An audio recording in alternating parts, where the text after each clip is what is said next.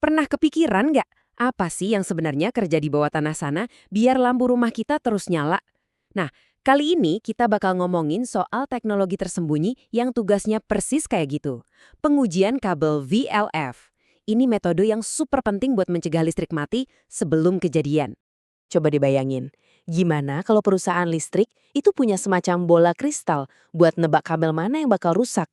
Jauh sebelum listrik di komplek rumah Anda tiba-tiba padam. Keren kan? Nah, itulah janji dari teknologi yang mau kita kupas tuntas hari ini. Oke, kita mulai ya. Masalah utamanya itu ada di sesuatu yang nggak pernah kita lihat sama sekali. Jadi kelemahan yang nggak kelihatan itu ya ini.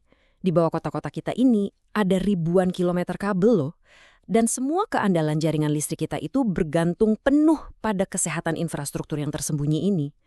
Cuma satu lapisan tipis insulasi, itu aja yang misahin antara listrik nyala terus dan gelap gulita.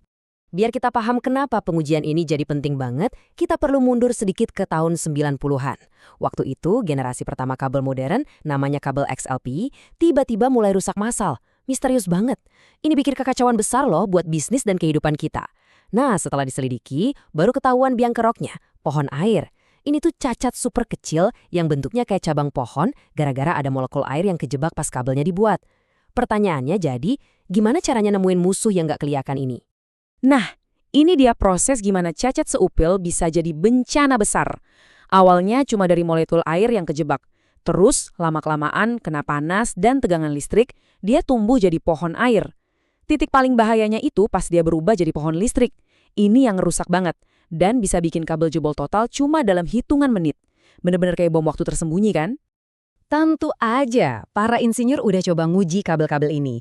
Tapi masalahnya, pengujian AC yang standar itu butuh alat segede truk dan daya yang luar biasa besar. Nggak mungkin kan dibawa-bawa ke lapangan? Terus dicoba metode lain, pengujian DC tegangan tinggi. Ternyata metode ini bukan cuma gagal nemuin masalahnya, tapi malah bisa bikin kabelnya jadi lebih cepat rusak. Wah, kacau kan? Jelas banget, mereka butuh solusi yang benar-benar baru. Dan dari sinilah muncul sebuah inovasi yang mengubah semuanya. Nah, ini dia ide jeniusnya. Jadi daripada pakai frekuensi listrik normal yang 50 atau 60 Hz, pengujian VLF ini pakai frekuensi yang super rendah, biasanya cuma 0,1 Hz. Kenapa? Simple, karena dengan frekuensi serendah itu, daya yang dibutuhkan buat nguji kabel jadi jauh lebih sedikit. Inilah terobosannya, yang akhirnya bikin pengujian di lapangan jadi mungkin. Dan ini bukan cuma sekedar ide coba-coba loh, pengujian VLF ini udah jadi standar industri di seluruh dunia, diakui sama lembaga-lembaga terkemuka kayak IEEE. Jadi ini metode yang udah terbukti dan bisa dipercaya. Nah, di sini kelihatan jelas banget kenapa VLF ini jadi game changer. Lihat aja bedanya, alatnya jadi jauh lebih kecil, cukup dibawa 1 atau 2 orang aja. Kebutuhan dayanya juga anjlok, sampai-sampai bisa pakai genset portable. Tiba-tiba aja nguji kabel dimanapun jadi kenyataan. Tapi ceritanya nggak berhenti sampai di situ.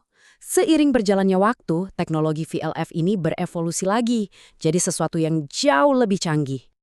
Jadi gini, awalnya VLF itu dipakai buat yang namanya pengujian ketahanan. Idenya tuh simpel, hajar aja kabelnya dengan tegangan tinggi di kondisi terkontrol. Kalau emang mau rusak, ya rusak sekarang aja pas kita lagi siap. Tapi pendekatan modern itu beda, namanya diagnostik. Ini lebih kayak medical check-up. Tujuannya buat menilai kesehatan kabel tanpa merusak, tanpa maksa dia sampai rusak. Kutipan ini ngejelasin semuanya dengan pas banget. Tujuannya sekarang bukan lagi sekedar lulus atau gagal, tapi benar-benar buat ngerti kondisi kesehatan kabelnya, biar bisa prediksi masalah ke depan dan ujung-ujungnya memperpanjang umurnya. Ini pergeseran dari sekedar adu kuat ke main pinter. Terus gimana caranya medical check-up kabel ini bekerja?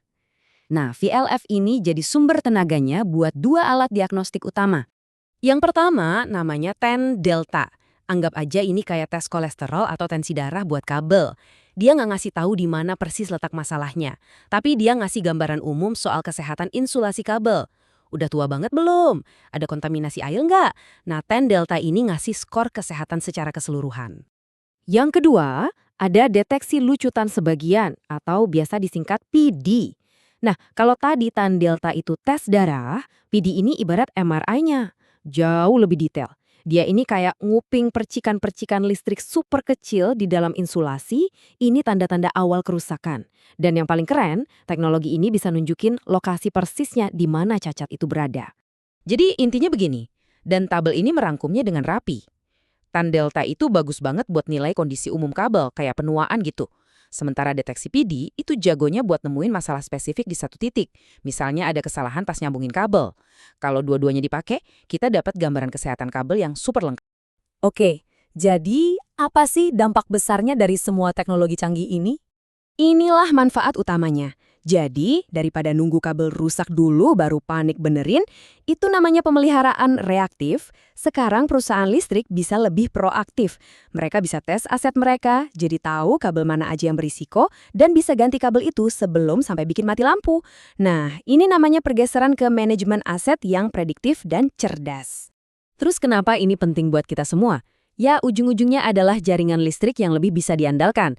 Artinya, lebih jarang mati lampu. Artinya lagi, perusahaan listrik bisa pakai uangnya lebih efisien dan infrastruktur penting kita jadi lebih awet. Itulah hebatnya pemeliharaan prediktif. Jadi, seiring dunia kita yang makin tergantung sama listrik, mulai dari mobil listrik sampai smart home, pertanyaan ini jadi makin krusial.